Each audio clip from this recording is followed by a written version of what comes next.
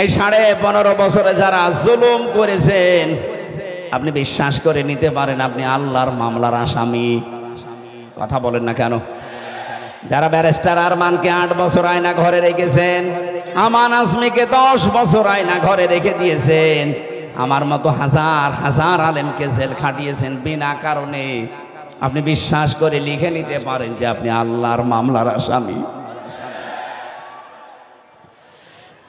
বাংলার মানুষেরা কত কঠিন ভাষা আল্লাহর।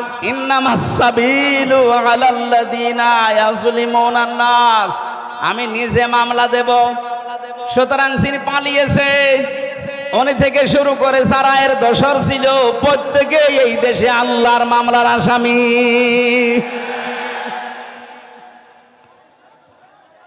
আমরা চাই আল্লাহর মামলার আসামিদেরকে এই দেশে আর না থাক, ওনারা যেখানে আছে ওখানে চলে যাক। এই ওদিকে তাকানোর দরকার নেই, ওখানে কিছু উল্টা পাল্টা মানুষ আছে, ও জ্ঞানসাম একেবারে মোনাজাত পর্যন্ত করতে থাকবে, থাক। আপনারা দিকে আছেন তো? আমরা তাড়াতাড়ি করছি খুব, ওরা যা করে করুক। আমরা তেলাওয়াতকৃত আয়াত সূরা কসস থেকে পড়েছি, তাফসীর আকারে লিখে দিয়েছেন তাফসীরুল কোরআন মাহফিল। আমরা তাফসীর আকারে কথা বলার জন্য প্রবেশ করছি, সব বাদ দিয়ে দিলাম। জবান খুলে পড়ে না, আউযু বিল্লাহি মিনাশ শাইতানির রাজিম। একটু থামেন তো। এগুলোকে আসলে মানুষ জন্ম দিয়েছে নাকি অন্য কেউ জন্ম দিয়ে পাঠিয়েছে এদের?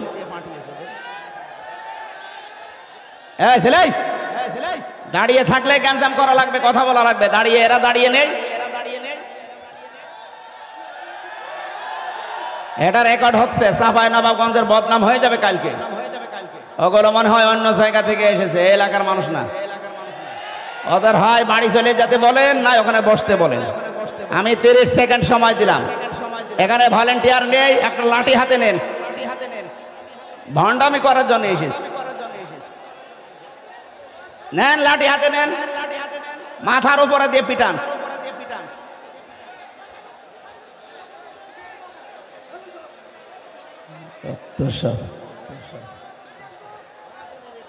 হ্যাঁ, আপনাদের সমস্যাটা কি বলেন তো? খালি দাঁড়িয়ে থাকলে গ্যাঞ্জাম করেন তো। এরা কি দাঁড়িয়ে নেই? এদের গ্যাঞ্জাম হচ্ছে। এরপরে যদি কেউ কথা বলে মনে করবেন ওর সমস্যা আছে অন্য জায়গায়। এখন নেন, আপনি নিজের জন্ম নিজে খারাপ করেন, নেন এবার কথা বলেন। আমরা কোরআনে প্রবেশ করছি আর ও গ্যাঞ্জাম করে পরিবেশ নষ্ট করছে।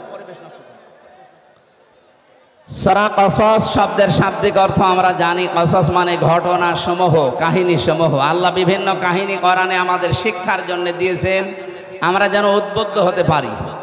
সেরকম হাজারো কাহিনী থেকে আজকে একটা ছোট্ট কাহিনী আপনাদেরকে শোনাচ্ছি। আমরা তেলাওয়াত করেছি সূরা কসস 1, 2, 3, 3টা আয়াত।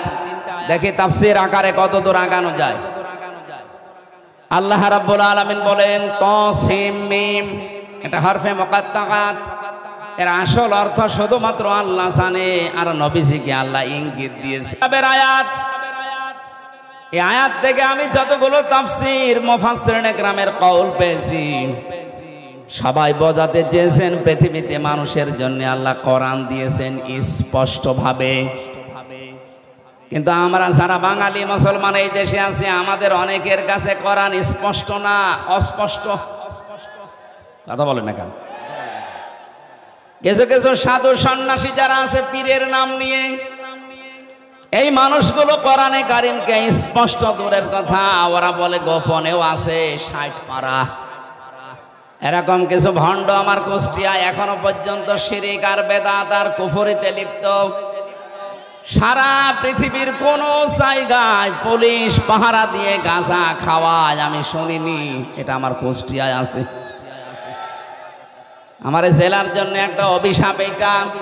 আমি যদি আজ সত্যিই বাংলার ক্ষমতায় থাকতাম, ডক্টর মোহাম্মদ ইউনূসের মতো আমি লালনের মাজার আগে ভাঙ্গা আরম্ভ করতাম। বলেন তো, পুলিশ পাহারা দিয়ে গাঁজা খাওয়াচ্ছে, আর সবাই যে দেখলাম সব সেজদা করছে এই কবরে। এই প্রকাশ্য শিরিক, প্রকাশ্য ঈমান বিধ্বংসী কাজ এই জেলাতে আরম্ভ করেছিল যারা, এই মানুষগুলো যদিও এখন অনেকে জেলখানায় আছে, অনেকে পালিয়েছে, এই শিরিক আমরা তুলে দিতে চাই। এখান থেকে প্রতিবাদ জানাচ্ছি, কুষ্টিয়ার লালনের মাজার সহ যত মাজার ব্যবসা আছে দেশে সব ভেঙ্গে গুড়িয়ে দেওয়া লাগবে। কোনো দরকার নেই মাজারে। যারা কোরআনে কারিমকে স্পষ্ট না নিয়ে অস্পষ্ট ভাবে প্রচার করে, আল্লাহ পাক বলেন আলহামদুলিল্লাহিল্লাযী আনজালা আলা আবদিহিল কিতাবা ওয়া লাম ইয়াজআল লাহু ইওয়াজা। সব প্রশংসা আল্লাহর জন্য, যিনি তার বান্দার প্রতি কিতাব দিয়েছেন, এমন কিতাব দিয়েছেন যে কিতাবে কোনো বক্রতা, যে কিতাবের ভেতরে কোনো সংকীর্ণতা নেই, কোনো গোপন কথা নেই, কোনো বাঁকা কথা নেই। আল্লাহ বলেন কোরআনে আমি কোনো গোপন কথা দেইনি। এই জন্য কোরআনের কাছে যারা আসে দেখবেন ওদের জীবন আর গোপনে নেই, ওরা ওপেন হতে চায়।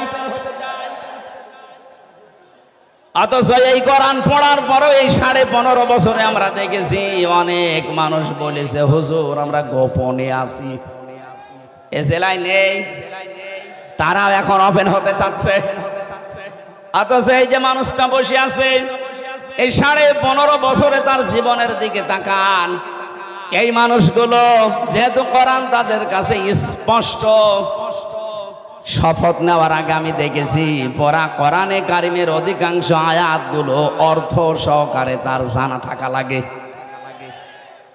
আপনি যদি 6666টি আয়াতের ভেতরে মাত্র 1000 খানিক আয়াত আয়ত্ত করতে পারেন, বাকি না জানা জ্ঞান আল্লাহ দয়া করে আপনাকে দিয়ে দেবে। এই জন্য যে মানুষগুলো একামতে দিনের কর্মী, একামতে দিনের সদস্য, একামতে দিনের অ্যাক্টিভ ভাবে যারা কাজ করেছে, ওদেরকে জেল, জরিমানা, গুম, খুন, এত অত্যাচার করেও গোপনে রাখা যায়নি। তারা বলেছে আমরা ওপেন। এটা তারা হযরত ওমরের কাছ থেকে নিয়েছিলেন। তিনি যখন মুসলমান হলেন ডাক দিয়ে বললেন, হে নবী, এ কোরআন সত্য না মিথ্যা? বিশ্ব নবী বলেন এটা সত্য বাণী। তিনি সঙ্গে সঙ্গে বলেছিলেন সত্য কথা গোপনে থাকবে কেন? আপনি আমার অনুমতি দেন আমি একটু কাবার চত্বরে মিছিল দিয়ে আসি। তিনি মিছিল দেওয়ার জন্য সাহাবী যাই কয়জন ছিল, 40 জন, তাদেরকে নিয়ে গেলেন। লিল্লাহে তাকবীর। কাফের মুশরিকরা চিন্তা করেছে এই জামানায় ওপেন ভাবে আল্লাহর নামের তাকবীর দেয় কে গো? জালানা দরজা দিয়ে মুখ বের করে দেখে মিছিলের সামনে হযরত ওমর। ডাক দিয়ে বলছে যে মানুষ সামনে আছে, ওর সামনে গেলে মাথা থাকবে না। আমার তো মনে হচ্ছে আগস্টের 5 তারিখের পর থেকে মুসলমানেরা যেভাবে আল্লাহর নাম আরম্ভ করেছে, অনেক জালেম কাফের মুশরিকরা ওই জামানার মতো ভয় পেয়ে গেছে। শুধু 64 জেলাতে 64টা ওমর দরকার। আর আমার মনে হচ্ছে 64 জেলাতে হাজার হাজার ওমরের উত্তরসূরি তৈরি হয়ে গেছে। এক ওমরের কারণে যদি ভয় পেয়ে ওই মানুষগুলো চুপসিয়ে যেতে পারে, এদের 1000 বছর পরে কোরআনে কারিম যারা পেয়েছে, যারা বুঝেছে, যারা এর কাছে ছিল, তারা তো আর গোপন না, তারা এখন ওপেন। আরো জোরে বলেন। তারাই ওপেন হওয়ার কারণে দিন দিন পার্সেন্টেজ বাড়তেছে। আগস্টের 5 তারিখের আগ পর্যন্ত এদেশের জরিপ পেয়েছিলাম মাত্র 100 জনের 15 জন মানুষ চাইতো এদেশে দিন কায়েম হোক। অথচ আগস্টের 5 তারিখের পর থেকে আজকের এই অক্টোবরের 20 তারিখ পর্যন্ত এই কয়েকদিনের ব্যবধানে হিসাব এসেছে দেশের 100 জনের 58 জন মানুষ চাচ্ছে দেশে দিন কায়েম হোক। এখন সবাই কোরআনের কাছে আসতেছে, কারণ এটা স্পষ্ট কিতাব। এর কাছে আসলেই মানুষ আর গোপনে থাকতে চায় না, সে ওপেন হতে চায়। আমরা যারা আছি, আমরা কি গোপনে আছি না ওপেন? আমরা কোনদিন আর গোপনে যাব? বলুন। জীবন যতদিন আছে আমরা শফিকুল ইসলাম মাসুদের মতো ওপেন হয়ে যাব, নুরুল ইসলাম বুলবুলের মতো ওপেন হয়ে যাব। মরা তো লাগবে, আজ হোক কাল হোক, কিন্তু আমরা মরণ চাই আল্লাহর দ্বীনের জন্য, শাহাদতের মরণ। আমি ওপেন ভাবে বলছি, এই দেশে কোনো মানুষ যারা ইসলামী আন্দোলন করে, বিশেষ করে একামতে দ্বীন নাম ধরেই বলি, যারা জামাত ইসলাম করে, একটা মানুষের মুখ থেকে এই কথা কোনোদিন শুনেছেন যে আমরা জামাত ইসলামের প্রতিষ্ঠা চাই? না। আপনি যার কাছেই জিজ্ঞাসা করবেন ও বলবে আমরা আল্লাহর দ্বীনের প্রতিষ্ঠা চাই। কেউ যদি বলেন যে আমি জামাতের প্রতিষ্ঠা চাই, আপনার ইমানের সমস্যা আছে। আমরা জামাত ইসলামের, বিএনপির, জাতীয় পার্টির, ইসলামী আন্দোলন, চরমনায়ের প্রতিষ্ঠা দেশে চাই না, আমরা চাই আল্লাহর দ্বীনের প্রতিষ্ঠা। কোরআনের চোখ আর হাদিসের চোখ লাগিয়ে দেখতে পাচ্ছি, এটা প্রতিষ্ঠা করে টিকে থাকার যোগ্যতা আল্লাহ এই দেশে জামাত ইসলামী বাংলাদেশকে দিয়েছে। এই কথা বোঝা লাগবে। একটা স্লোগান আছে, একটু সমস্যা, আল্লাহর আইন চাই, সৎ লোকের শাসন চাই না। এখানে আর একটা যোগ্য শব্দ জোড়া লাগবে। আল্লাহর আইন অবশ্যই চাই, শুধু সৎ লোক হলে হবে না, যোগ্যতা সম্পন্ন লোক হওয়া লাগবে। সৎ লোকের দেশে আমরা বহু মানুষকে দেখতাম সৎ, কিন্তু যোগ্য না হওয়ার কারণে বিষয়টা পরে প্র্যাকটিক্যালেও চালাতে পারেনি।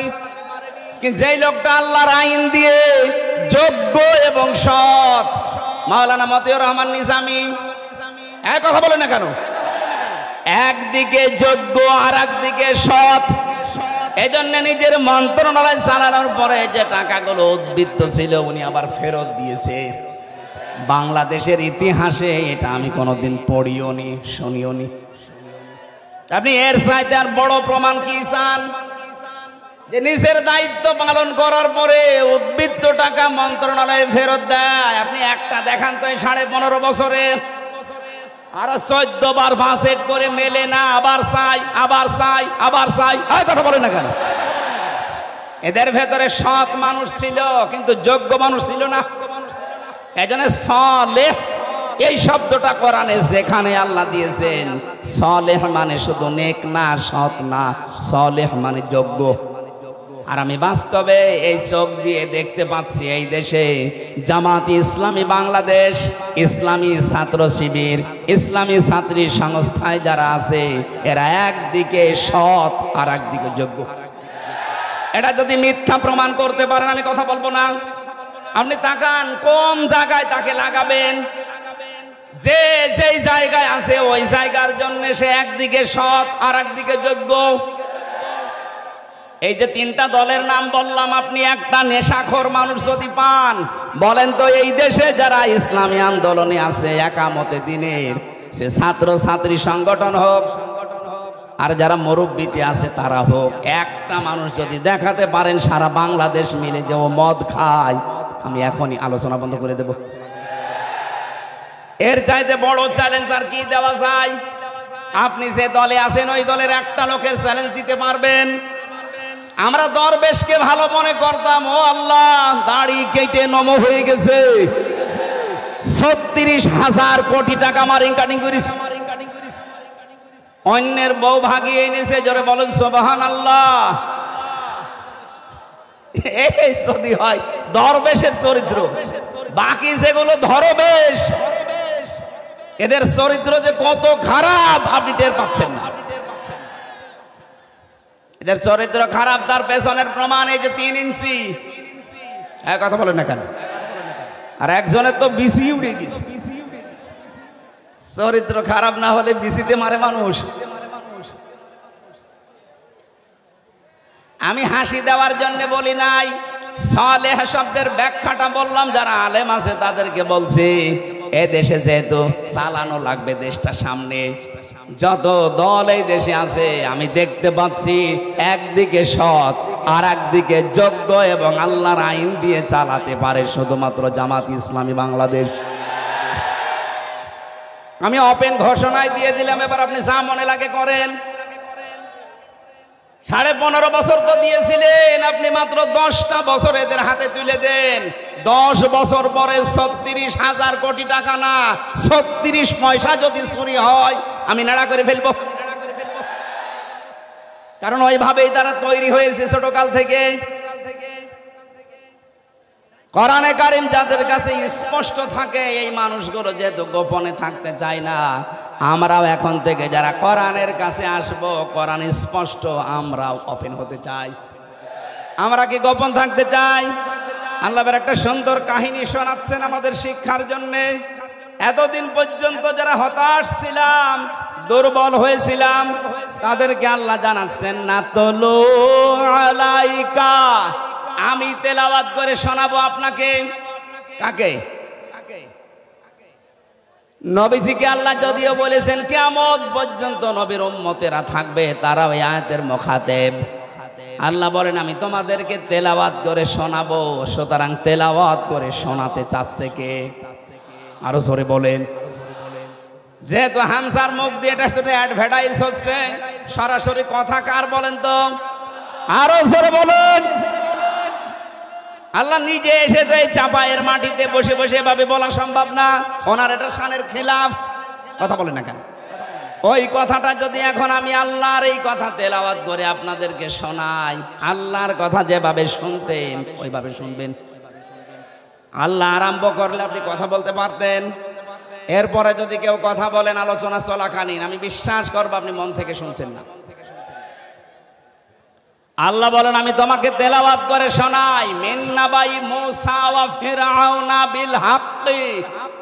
মূসা এবং ফেরাউনের কাহিনী যথাযথভাবে সত্য যে কাহিনী ঘটেছিল দুনিয়ায়, তুমি তো ছিলে না ওই সময়, তোমাকে আমি শোনাই, মন দিয়ে শোনো। লিকাউমি ইউমিনুন, যারা বিশ্বাস করে ওই সম্প্রদায়ের জন্য এখানে কিছু শিক্ষা পাওয়া যাবে। আমার মনে হচ্ছে তা ১৫০০ বছর আগে আল্লাহ নাজিল করে নবীকে শুনিয়েছেন। এখন আমার এই চোখে দেখতে পাচ্ছি এই বাংলাদেশ দেখে দেখে আল্লাহ নাজিল করলো এই আয়াতগুলো। কেবল আপনি একটু মিলান দেখবেন। ইন্না ফিরআউনা আলা ফিল আরদি, আল্লাহ বলেন ফেরাউন অবশ্যই তার দেশে কর্তৃত্ব কায়েম করেছিল, প্রভুত্ব কায়েম করেছিল, নিজের একচ্ছত্র মালিকানা কায়েম করে ফেলেছিল নিজের এলাকায়, নিজের দেশে। আপনি এবার বাংলাদেশের সাথে আয়াতটা মিলান, আমার মনে হচ্ছে মিলে যাচ্ছে। এই 15.5 বছরে ঠিক এইভাবে অনেকে একক সিদ্ধান্ত কায়েম করবে বলে সব জায়গায় প্রতিষ্ঠা করে ফেলেছিল। সব জায়গায় তার শুধু বাবার নাম, বাবার নাম, বাবার নাম। ফেরাউনের যে উদ্দেশ্য ছিল এই পৃথিবীতে, কিছুদিন আগে এই উদ্দেশ্যের সাথে অনেকের মিল পেলাম। ফেরাউন এই উদ্দেশ্য বাস্তবায়নের জন্য কয়েকটা কাজ করেছিল। আপনি দেখেন তো এদের কাজ মেলে কিনা। ওয়াজাআলা আহলাহা শিয়া, এক নম্বরে ফেরাউন ওই দেশে মানুষকে ছোট ছোট দলে দলে দল বিদলে বিভক্ত করেছিল। আপনি দেখেন এই দেশে ওই 15.5 বছরে কত দল তৈরি হয়েছে। মানুষ যত এই দেশে তার চাইতে দল বেশি। কারণ এক একজন মানুষ এমনও আছে একজন 2 দল করে। কথা বলছে না কেন? একজন আছে 2 দল করে, এরকম যদি হিসাব করেন মানুষের চাইতে দল বেশি না? এক আহলে হাদিসের ভেতরে 8 দল 9 দল। কেন এত দলাদলি করে বিভক্ত হওয়া লাগবে কোন কারণে? ইসলামী যে দলগুলো আছে এর ভেতরে প্রায় 27টার উপরে, বাকি জেনারেল গুলো আছে সব মিলে 73টা পার হয়ে গেছে দেশে।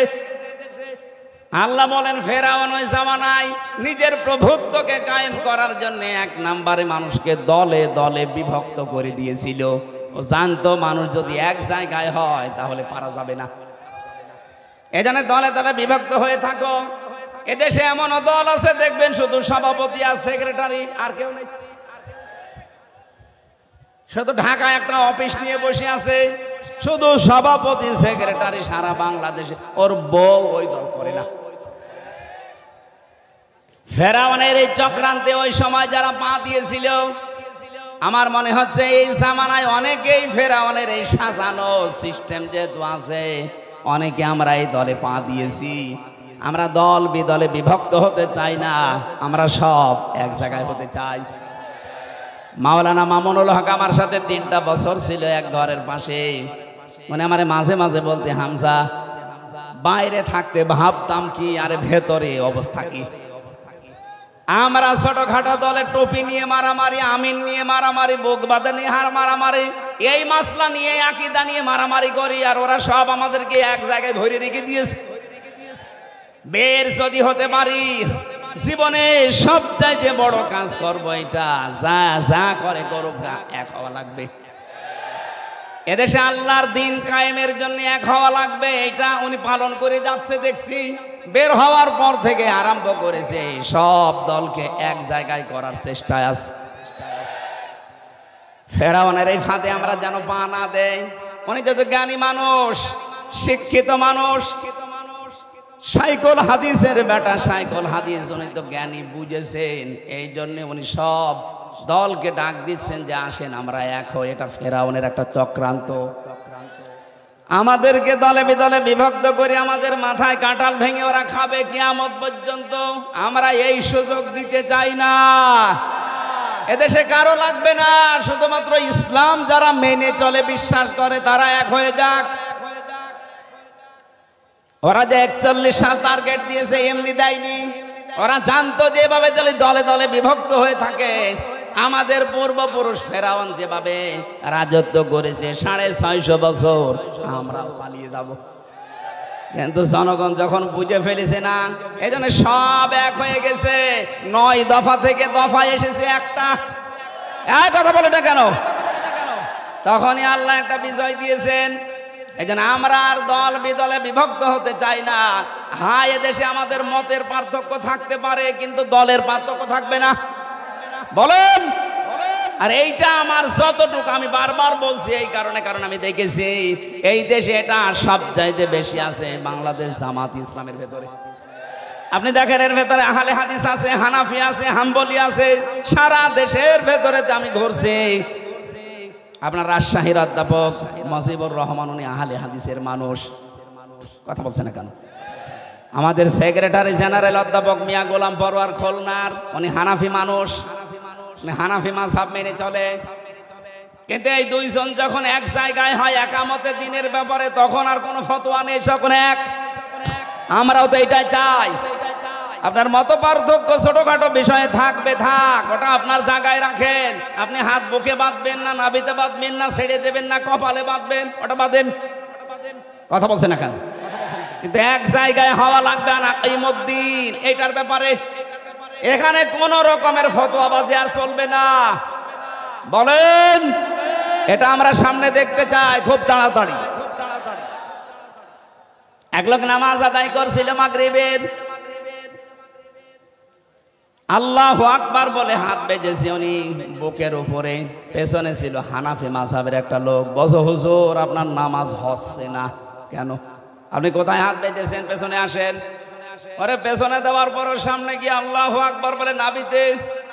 পেছনে আর একজন ছিল ইমাম মালিকের অনুসারী। বলছো হুজুর, আপনার নামাজ হচ্ছে না কেন? আমারে দেন। ও আল্লাহু আকবার বলে হাত ছেড়ে দিয়েছে। একটা লোক রাস্তা দিয়ে যাচ্ছিল, চিন্তা করছে এরা তো মারামারি করে মাগরিবের সময়টাই হারাবে। ওরা বলছে ভাই, আমি নিরপেক্ষ কোনো দলে নেই, আপনি আমারে দেন নামাজ পড়াতে। ও আল্লাহু আকবার বলে হাত বেঁধেছে কপালে। তিনজন মুসল্লি বলছে এতক্ষণ তো আমরা বুকে ছিলাম, নাবিতে ছিলাম, পেটে ছিলাম, আপনি যে একেবারে কপালে। লোকটা আফসোস করে বলে ভাইরা আমার, চিন্তা করে দেখলাম আমাদের বুকে কোনো দোষ নেই, আমাদের পেটে কোনো দোষ নেই, নাভিতে কোনো দোষ নেই, যত দোষ আমাদের কপালের। কথা বলেন না কেন? আমরা এই কপালের পরিবর্তন চাই। আমিরে জামাত ডাক্তার শফিকুর রহমান যেভাবে দৌড়াচ্ছে, যেভাবে এখলাস নিয়ে উনি কাজ করছে, আল্লাহর উপরে তাওয়াক্কুল করে, ওনার প্রতিটি কথার প্রথমেই দেখবেন সব ক্রেডিট আল্লাহর। এ কথা বলে না? সব ক্রেডিট প্রথমেই বলে আল্লাহর। কিন্তু আল্লাহর উপরে এত তাওয়াক্কুল না থাকলে কথা মুখ দিয়ে আসে না। অনেকে তো আল্লাহর উপরে তাওয়াক্কুল ভরসা ঈমান ছিল, কিন্তু ফসলে বরকত হলে বলতো মা দুর্গা গজে ছড়িয়ে এসেছে। এই একটা তাওয়াক্কুল হইল। আর ওনার তাওয়াক্কুল দেখেছেন জেলখানায় যে আমি প্রথমে ওনার সাথে ছিলাম 4 দিন এক রুমে, ওখানে চুরি করে মোবাইলে ছোট মোবাইল নিয়ে আসা যায় কারারক্ষে। এটা আবার বলে ফেললাম, থুকু ওই আছে কিছু লোকজন টাকা পয়সা দিয়ে এইগুলো করায়।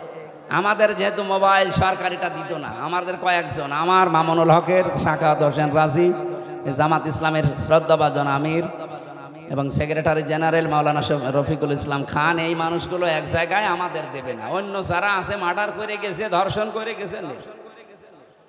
এখন আমাদের তো কথা বলা লাগবে, 3টা বছর ফাঁসির কন্ডেম ছেলে থাকবো কি করে? ওই 2 নম্বরে কিছু মানুষ ছিল, বিশেষ করে যে শাহজাহান জল্লাদ, ও তো ছাড়া থাকতো।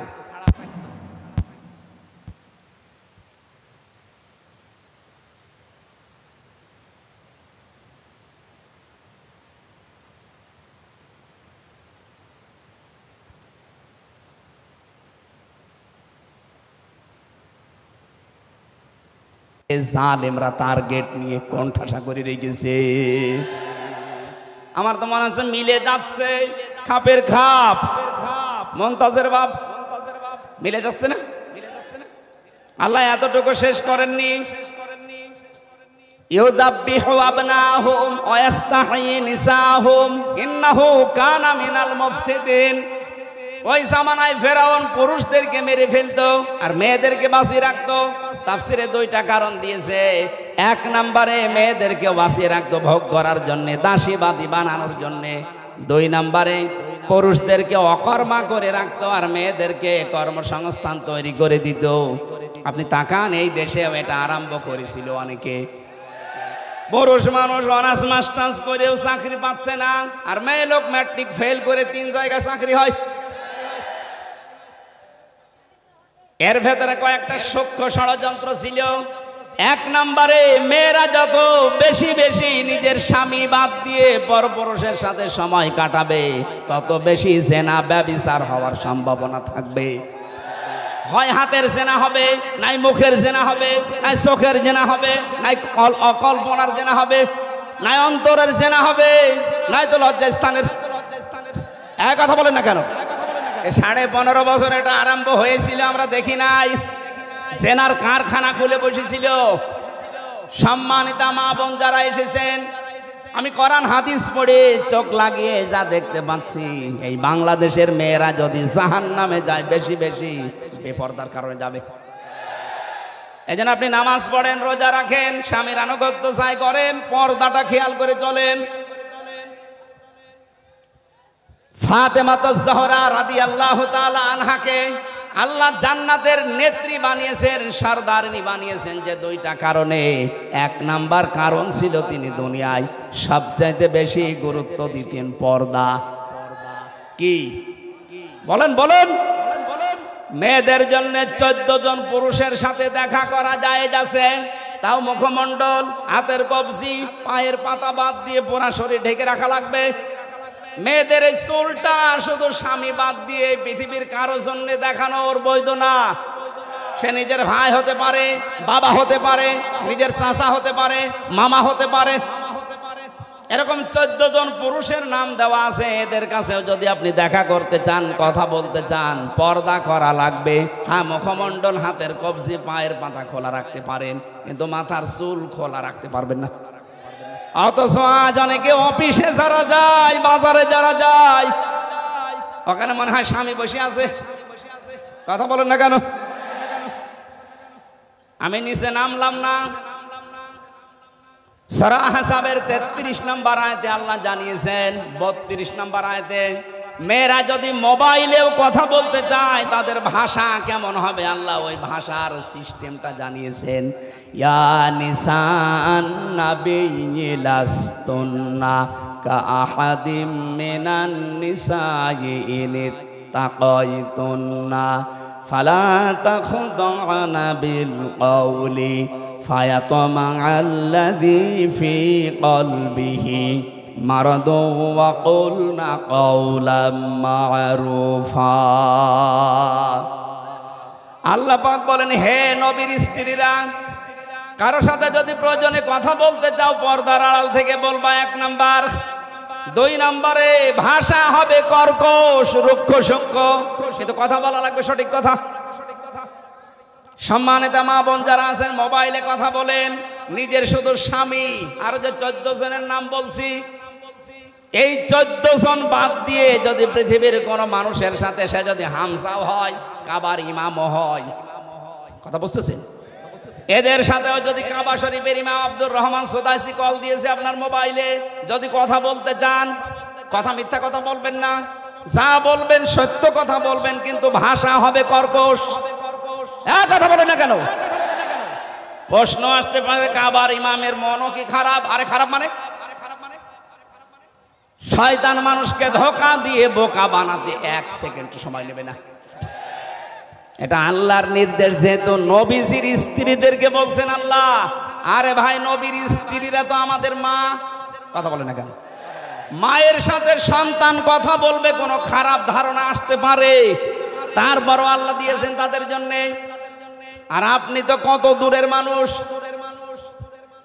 আপনার মনের ভেতরে উল্টা পাল্টা কামনা বাসনা আসবে, এটা তো 1 আর 2। মেয়েরা যারা এসেছেন, পর্দার এই বিধানটা, এটা কণ্ঠের পর্দা, কথার পর্দা, খুব খেয়াল করে এটা চালানো লাগবে আমাদের। আপনি নামাজ রোজা অন্যান্য নফল ইবাদত বন্দেগী কম হোক, কিন্তু পর্দা যেহেতু ফরজ, এটা যেন বাদ না যায়। অধিকাংশ মেয়েরা, আমি বলছি না জাহান্নামে যাওয়ার পেছনে কারণ হবে এই পর্দা। আজ যারা সমকামিতা চালু করতে চাচ্ছেন, কোথায় আছে পর্দা? তো অনেক দূরে।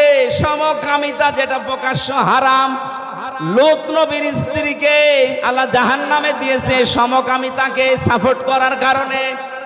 আরে যে বাংলাদেশে অনেকে এখন রাষ্ট্রীয়ভাবে এটা সাপোর্ট করার চেষ্টায় আছে। এদেশে স্বাধীন করা হয়েছে ছাত্র আন্দোলনের মাধ্যমে, সমকামিতা প্রমোট করার জন্য না। যদি কেউ জেনে হোক, বুঝে হোক, না বুঝে হোক, এই হারাম কাজে দেশে চালু করতে চান, দাঁত ভাঙা জবাব দেওয়া হবে। আমরা যেভাবে স্বাধীন করে আপনাদেরকে বসিয়েছি, ওইভাবে আবার নামাতেও পারবো। সুতরাং যারা বসে আছেন, আল্লাহ বিরোধী, রাসূল বিরোধী, মানবতা বিরোধী কোন কাজ এ দেশে আমরা আর হতে দেব না। যারা মানবতা বিরোধী কাজ করেছিলেন, ভুয়া একটা বিষয় তুলে হাজার হাজার মানুষকে বিচারিক কিলিং এর মাধ্যমে দেশ থেকে বিদায় করেছেন, তাদের বিচার এখন খুব তাড়াতাড়ি আমরা করতে চাই। ডাক্তার আব্দুল্লাহ মোহাম্মদ তাহের, জামাতের নায়েবে আমির, উনি ঘোষণা দিয়েছে কয়েকদিন আগে, বিচার ব্যবস্থার নাম নিয়ে যারা এই ভুয়া আন্দোলন তুলে হাজারো মানুষকে যারা ফাঁসি দিয়ে বিদায় করলেন, এদের রক্তের দাম এখন আমরা নিতে চাই। এই কথা বলেন না কেন? এই জন্য এই রক্ত চোষা মানুষ সহ অনেকের নামে আন্তর্জাতিক অপরাধ ট্রাইব্যুনালে অন্তত মামলা হয়ে গেছে, তাদের গ্রেপ্তার পরোয়ানা জারি হয়েছে। আপনারা যদি ভুয়া জিনিস তুলে বিদায় করতে পারেন, আমরা তো সত্য জিনিস, গণহত্যার সাথে আপনি জড়িত। কথা বলেন না কেন? মানে যে গণহত্যার সাথে জড়িত, এর প্রমাণ হচ্ছে এখনো পর্যন্ত হাসপাতালে 2780 জন কাতরাচ্ছে, 1734 জন মানুষ বিদায় নিয়েছে এই জুলাই এবং আগস্টের এই আন্দোলনে। এদেরকে তো আর ফেরেশতারা মারে নাই, হয় আপনি মেরেছেন, আপনার হুকুমে মারা হয়েছে। 6 সালে যেমন 2006 সালের আগস্টের 28 তারিখে পিটিয়ে মানুষ মেরেছিলেন, 2024 সালের 5 আগস্টের আগ পর্যন্ত ঠিক এইভাবে আপনার হুকুমে মারা হয়েছে। সুতরাং হুকুম দাতা হিসাবে আপনি জড়িত, এই হিসাবে এই বিচার আরম্ভ হচ্ছে। সামনে কি হয় আমরা দেখতে চাই। আমরা চাই বিচার যেন স্বচ্ছ হয়, ভুলভাল বিচার করার দরকার নেই। যদি সঠিক বিচারও করা যায়, এ জালেমকে 100 বার ফাঁসি দেওয়া যাবে। আল্লাহ বলেন, ওর কাজই ছিল এইটা, ফেরাউনের পুরুষ মানুষ বাঁচিয়ে মারি ফেলতো আর মহিলাদেরকেও বাঁচিয়ে রাখতো। এটা কর্মজীবনের মাধ্যমে হোক আর অন্য কোনো কারণে হোক। আমরাও দেখলাম ফেরাউনের নীতি অবলম্বন করে অনেকে আমাদের পুরুষ মানুষ কত চাকরির জন্য হাহাকার করে নেই, আর মেয়েদের ম্যাট্রিক ফেল করে বসে আছে, 3টা চাকরি হয়ে যাচ্ছে। ইন্নাহু কানা মিনাল মুফসিদিন। ফেরাউন ছিল ফ্যাসাদ সৃষ্টিকারী, ও ছিল জালেম, ও ছিল স্বৈরাচারী, ও ছিল সন্ত্রাসী। এ ভাষাকার, এই ভাষাটা যে 1500 বছর পরে এখন অনেকে অনেকের নামে বলছে যে উনি স্বৈরাচারী, উনি সন্ত্রাসী, এটা নতুন করে বলা লাগছে। এটা 15.5 বছরে মানুষ বলতেছে। এবার আল্লাহ কি করলেন? আল্লাহ রাব্বুল আলামিন বলেন নুরিদু আন্নামুন্না আলাল্লাযীনা ইসতাদঈফু ফিল আরদি। একটু খেয়াল করুন, ওই দেশে মানে ফেরাউনের দেশে ও সেই দলকে দুর্বল করে রাখার চেষ্টা করেছিল। আমি আল্লাহ চাইলাম ওই দলের উপরে অনুগ্রহ করি। চাচ্ছে কে? আরো জোরে বলেন, বলেন আরো জোরে। অনুরিদু, আমি আল্লাহ চাই, আন্না মুন্না, তাদের উপরে অনুগ্রহ করতে। কাদের? আলাল্লাযীনা ইসতাদঈফু ফিল আরদি, ওই জমিনে ফেরাউন যাদেরকে দুর্বল করে, হীন করে, ছোট করে, কোণঠাসা করে, এভাবে যাদেরকে রেখেছিল ওই দলের উপরে আমি চাইলাম একটু অনুগ্রহ করি। এরপরে আমি তাদেরকে কি চেয়েছি জানো? ওয়ানাজআলাহুম আইম্মাতান, আমি জাতির নেতা তাদেরকে বানিয়ে দিয়েছি। এটা বানিয়েছে কে? ওয়ানাজআলাহুমুল ওয়ারিসিন, এবং ওই দেশের ওয়ারিস আমি আল্লাহ তাদেরকে বানিয়ে দিয়েছি। আমার তো মনে হচ্ছে এই ১৫০০ বছর পর এই দেশে যারা একামতে দিনের দায়িত্ব পালন করতে গিয়ে কোণঠাসা হয়েছিল, আল্লাহ তাদেরকে ধরে ধরে এনে এ দেশের জমিনের উত্তরাধিকারী বানিয়ে দিতে চাচ্ছেন। অনুমাক্কিনা লাহুম ফিল আরদ, আমি জমিনে তাদেরকে প্রতিষ্ঠা দান করলাম, ক্ষমতা দিয়ে দিলাম। আল্লাহর আয়াত মিথ্যা না সত্য? হাজার হাজার বছর আগের এই কাহিনী আল্লাহ আমাদেরকে খেলা করার জন্য শোনাচ্ছেন না, শোনাচ্ছেন যে এরকম কিছু আমার আল্লাহর সামনে করবেন। যেহেতু ওই জামানায় মুসা নবীর দলকে তিনি প্রতিষ্ঠা দিয়েছিলেন জমিনে, এই জামানায় যারা আল্লাহর দ্বীনের জন্য মুসা নবীর মতো কষ্ট স্বীকার করছে তাদেরকেও জামানার জন্য আল্লাহ নেতা বানিয়ে শাসন ক্ষমতা দিয়ে দেবেন। আর দেবেন কেন? দেবেন এই জন্যে নুরিয়া ফিরাউনা ওয়া হামানা ওয়া জুনুদাহুমা মিনহুম মা কানু ইয়াহযারুন। ওই জামানায় আল্লাহ দেখাতে চেয়েছিলেন ফেরাউনকে, হামানকে, আর ওই দেশে যারা দায়িত্বে ছিল হামানের, ফেরাউনের, ওদের এই সৈন্য বাহিনীকে আল্লাহ দেখাতে চেয়েছিলেন। তারা যা আশঙ্কা করত, ভয় পেত যে না জানি মুসা নবীর দল যদি ক্ষমতায় আসে তাহলে আল্লাহর আইন প্রতিষ্ঠা করে ফেলবে। আমার মনে হয় এই জামানায় আল্লাহ নব্য ফেরাউন, হামান এবং তাদের সৈন্য বাহিনীকে আল্লাহ দেখাতে চাচ্ছেন, দেখ যাদেরকে ভয় পেতে আমি তাদেরকে জামানার জন্য ইমাম বানিয়ে দিয়েছি, তাদেরকে জমিনের উত্তরাধিকারী বানাবো। এই চ্যালেঞ্জ কার? আল্লাহ জানে এই চ্যালেঞ্জটা আমাদের এখন দেখান। ইন্নাল্লাহা লা ইউখলিফুল মিয়াদ, আল্লাহ ওয়াদা ভঙ্গ করেন? বলেন। আমি চর্মচোখে সত্যিই দেখতে পাচ্ছি আল্লাহ এই আয়াতগুলো সামনে দেখাবে। কারণ আল্লাহর আলেম যারা এই জামানায় ছিল কোরআনের পাখি উনি স্বপ্ন দেখেছিলেন, যতগুলো স্বপ্ন দেখেছেন সবই আল্লাহ দেখিয়েছে। উনি স্বপ্ন দেখেছিলেন এই দেশে জালেম যারা আছে এরা ইঁদুরের গর্ত পাবে না, ঠিক পাচ্ছে না। উনি স্বপ্ন দেখেছিলেন এই দেশে শুধু একটু ঝাঁকা দেওয়া হবে, দিল্লি গিয়ে পড়বে, ঠিক তাই পড়েছি। উনি স্বপ্ন দেখেছিলেন জালেমদের নাকের ডগার উপরে পথ করে কালেমার পতাকা উড়বে, এটা বাকি আছে। এটা সূরা কসসের এই ৬ নম্বর আয়াত অনুযায়ী আমি বিশ্বাস করি আল্লাহ এটা দেখাবে। কথা বলো না কেন? এটা আল্লাহ দেখা, কারা চান দেখি? লিল্লাহি তাকবীর। এই দেখেন তো হাত তোলেনি কে?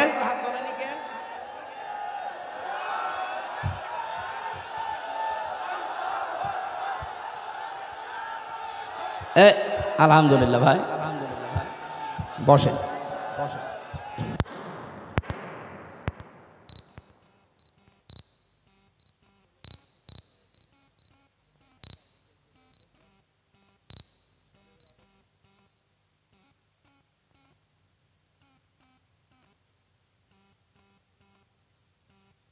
কিন্তু ওই রোগ বেড়ে যাবে। এই মাহফিলে কালেকশন হয়নি, এনারা চাদর দেয়নি, ভেতরে কিছু টাকা পয়সা ওনাদের হয়তো ঋণ আছে মসজিদ, যেটা উন্নয়ন কল্পে। এটা যারা যাচ্ছে আপনারা দয়া করে চাদরে ওনাদেরকে ফেরাবেন না, যান কয়েকজনকে পাঠান তো দেখি।